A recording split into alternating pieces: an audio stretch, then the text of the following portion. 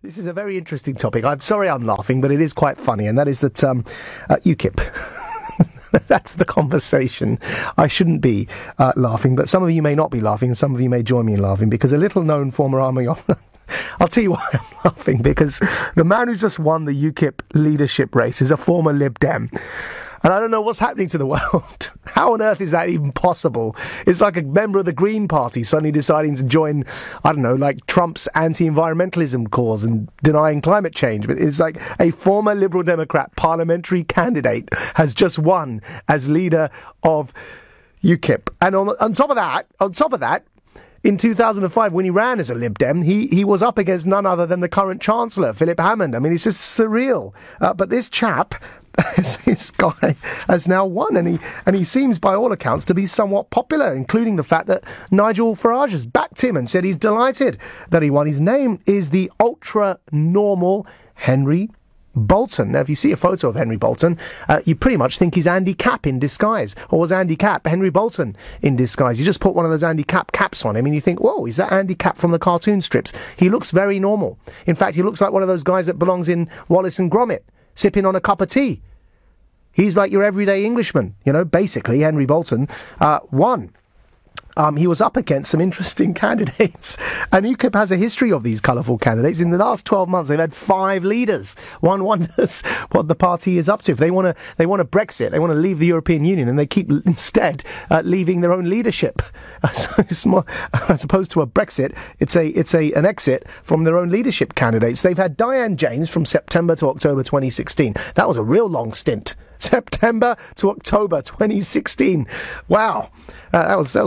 She was out the door quicker than Theresa May's Brexit negotiations. Then there was, of course, Nigel Farage, October to November 2016. And then there was, of course, Paul Nuttall, November 2016 to June 2017. Then Stephen Crowther, June to September 2017. Real long stints of leadership here, folks.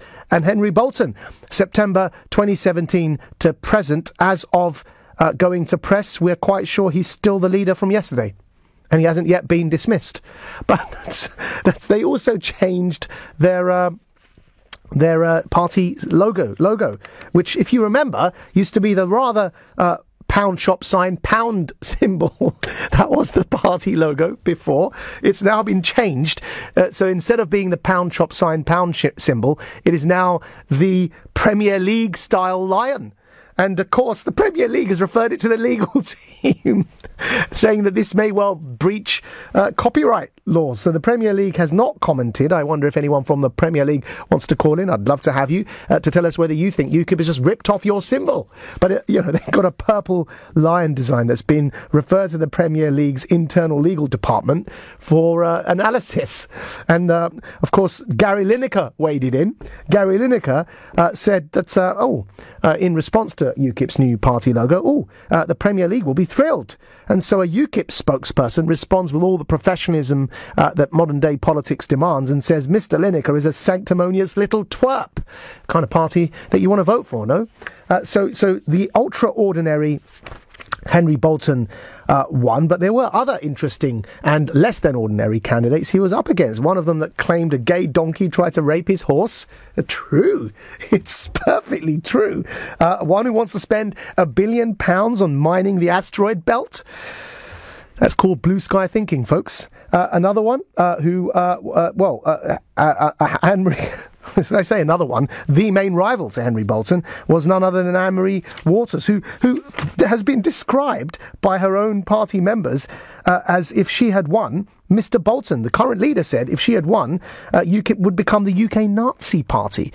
That's describing one of his own rivals. Never lacking in colourful language, are they, those UKIPers? But Anne-Marie Waters, who the current leader of UKIP, as I say, Henry Bolton describes as the leader of what would have become the UK Nazi Party, did get second place. So one would think if former Liberal Democrat, now leader of the UKIP party, is concerned that the second place contender, if she'd won, would be leading the UK Nazi Party, he should be concerned that there is a place for that in his party, with 21.3% of the 12,915 votes cast for a candidate he believes is a Nazi.